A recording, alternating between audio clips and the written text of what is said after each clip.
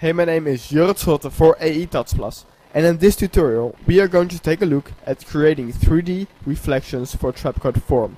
This will also work in particular because we are going to create a mat using the lighting tools, Neo in particular, and Form 2.0. Alright, so let's get started. We are going to create a new solid, Ctrl Y, just make it black, and let's call this Form.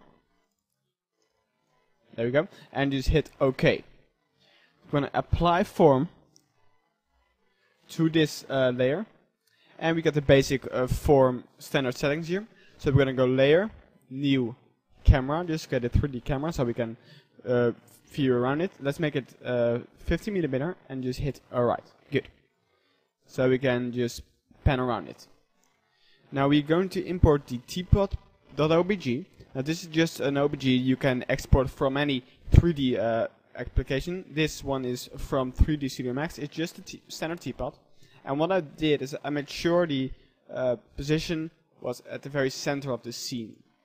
And this will just make it a little bit easier for what we are about to do. So let's turn it off. Let's go into Form and let's set the base form from grid to OBJ model. Then we're going into the OBJ settings. And we're going to change the 3D model setting to teapot.obj. So right now we got the teapot. Now it's at default, it is not perfectly in the center. We want the bottom of this teapot to be in the ground plane. So right where that's not the case. So what we want to do is put normalize off. Basically this puts everything at the very center. Just takes the average. But we don't want that. So what we want is to put it at the very at the ground level. So right now it's here when we turn normalize off, and we just need to move it by this amount. So we're just gonna take the center XY and just multiply it by 2.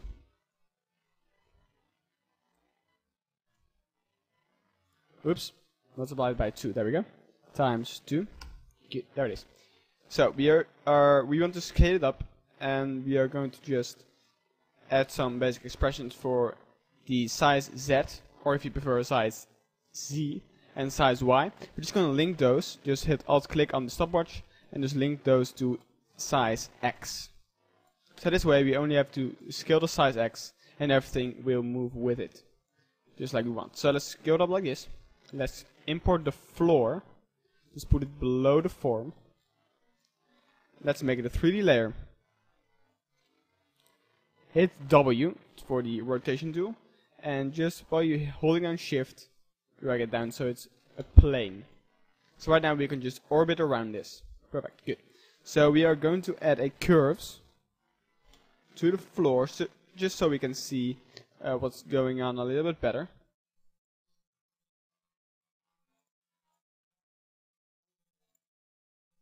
Something like that. So let's give this a basic animation. We're gonna make the particle just a little bit bigger. Let's set this sphere feather to 0. Let's make it about 3.5. Just so we can see what's going on. And I want to just give it a bit of shading, just to shadow it on, so we can see it even better. Good. Good, so we are going to animate this, and the way we are going to do it is just give it a quick animation. Doesn't really matter. Let's just make it scatter down. So we're gonna do that with the spherical field.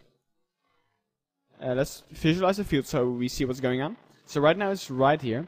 So we're just gonna move it up in the Y axis. So it's just above our teapot, just like this. And then what we want to do is the radius, just scale it up so it covers the entire teapot. And now look what happens when I mess with the strength. When I make it negative, it will actually suck the particles up. Now this is as far as we will go, and it's not completely sucked up yet. So what I'll do is just set the radius bigger, so that way it sucks the entire teapot up. Alright, so let's set a keyframe right here. Let's hit U to see the keyframes, and let's move it somewhere there. And right here, let's set the radius to back to about 150. maybe 100 to make sure we don't mess with any particles. Good. So that's alright. Let's just scatter these particles a bit, just so we have some more randomness.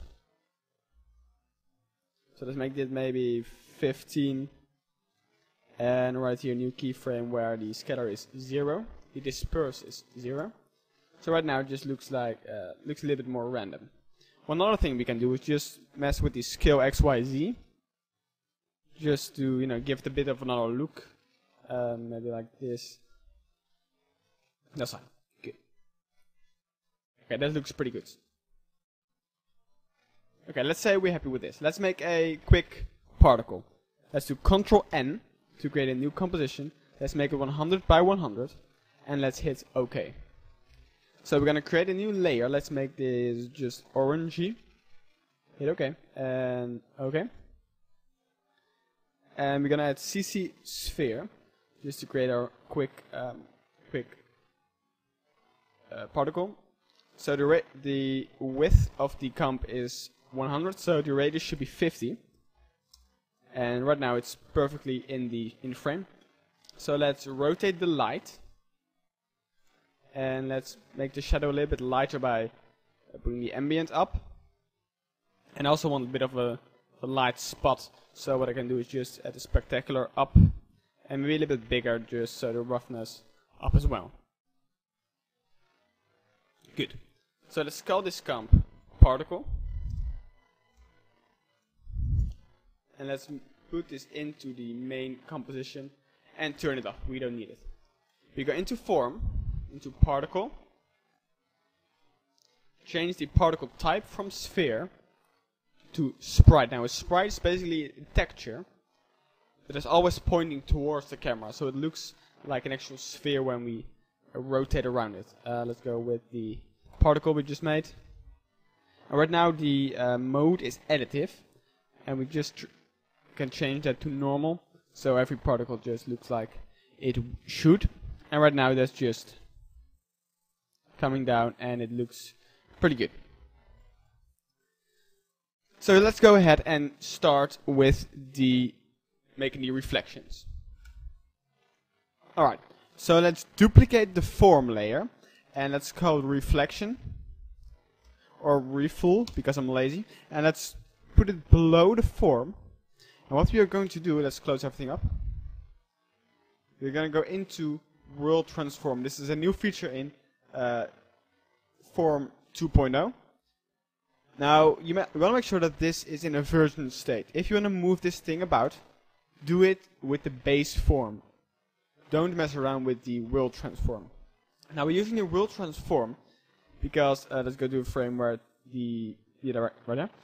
If we rotate it, everything will rotate with it, including the position of the sphere. So let's put the spherical field visualization off for now, and also in the form layer. Let's go into the reflections, and if you rotate the X rotation, you can actually flip it. Let's put this 180 degrees. So right now it's somewhere down there, and we need to move it back up so it's at the ground plane. That is, reset the camera so we can see. Let's go to a frame where the T-plot is standing there. Let's go to the reflections, and what we need to do is go into the base form, copy the Y position of the center XY. We're gonna go down, and in the Y offset, you're gonna go minus, and then the Y position from the base form, and I will put it back into its position, exactly making a reflection. And this is 100% accurate. So when we move around, you can see there's already a 3D reflection. Now what you could do is take the reflection and just lower the opacity, and maybe add a false blur even. And that would be an acceptable reflection. However, we are going to take this a step further. What we want to do is create a reflection with fall off. Now your main instinct might be just to add a quick map for opacity over the Y position, but that gives a value of opacity per particle. So when the particles move up into space, it doesn't change their opacity. And that's not quite what we want. What we want is the closer these particles are to the surface, to the floor, the more opaque they will become. So what we need to do is we need to create a matte. So what we're going to do is we are going to use the light options, the lighting options that comes in form. See the form 2.0. So we're going to duplicate the reflections, call that matte, and hit Ctrl-Shift-C to pre-compose this. Let's call it just matte comp, and let's move our attribute into the new composition, and let's open it as well. Hit OK, and there we go. So right now the camera doesn't affect this comp here, which makes sense because we don't have a camera right there. So we're going to copy this camera, just Ctrl-C and Ctrl-V to paste it in this comp. Now we need to link these cameras. So the way we are going to do that is we're just going to drop down both the transforms for both the cameras, and we're going to click Alt, click on the stoppers in the matte comp camera, and we're going to just pick with this to the camera, to the values of the camera in the main comp. So we're going to do the same thing for positions, for the position and also the orientation. So right now, let's put this back. So right now, when we move this here, let's solo the mat as well as the floor, you can see that that actually moves with it. Alright, so let's go in here and let's start creating a mat. So the first thing we need to do is go into mat and change the particle to a sphere. Make sure the sphere feather is 0.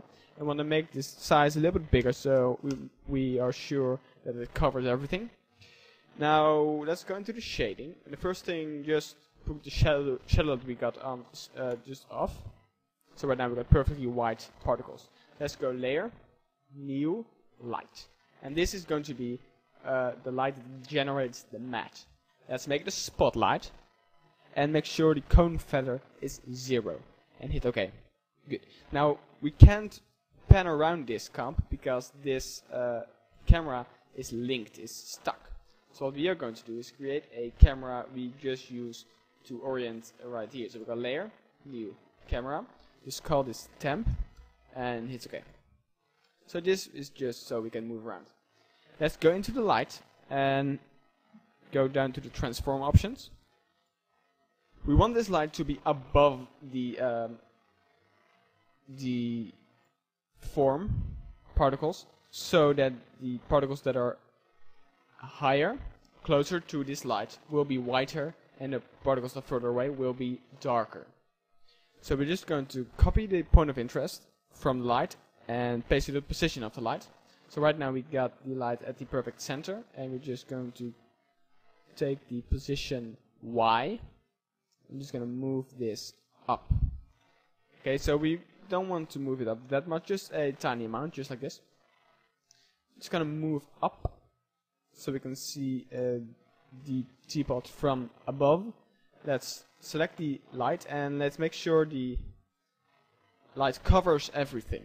So we're going into the light options and into the cone angle and just put that up so you are sure it covers everything. Good. So let's go into the matte, into the form, and let's set the shading on. Now look what happens.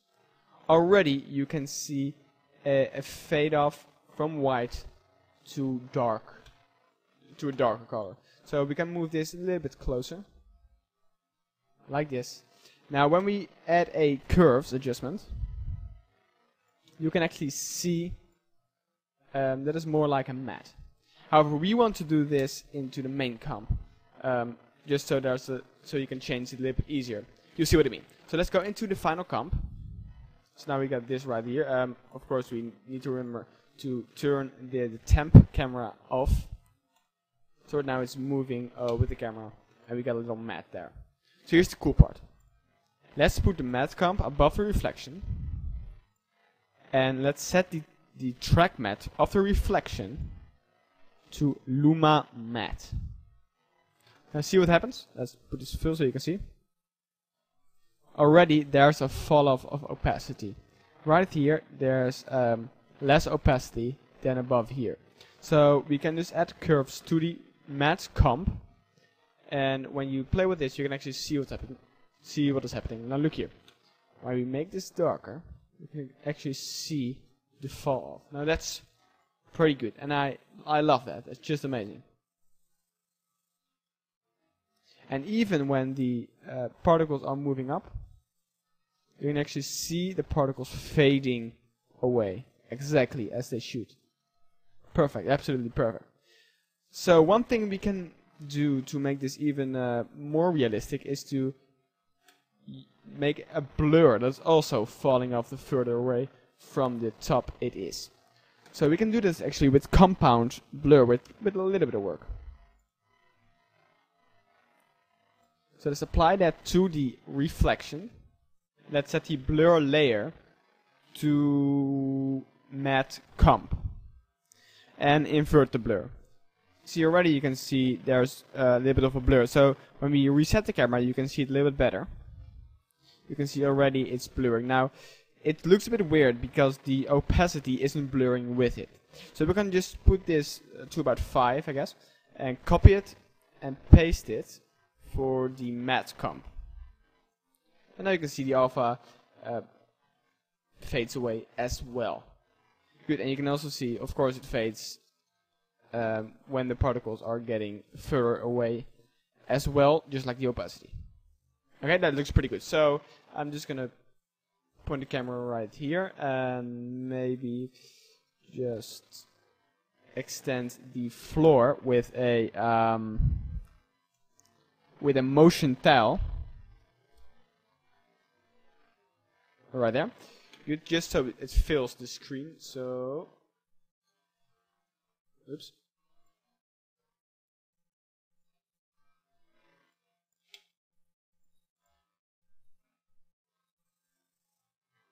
That's fine, and let's do a quick RAM preview for you guys.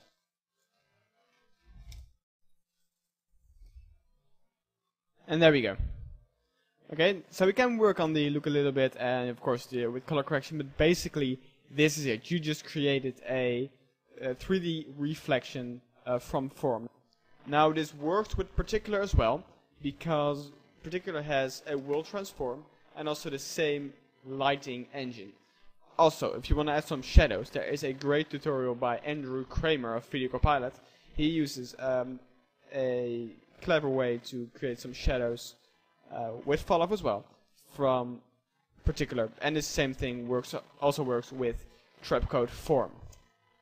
So I hope you enjoyed this tutorial. My name has been Joris Schulte, and it still is actually. My name is Joris Schulte for AE Tuts Plus, and I will see you next time.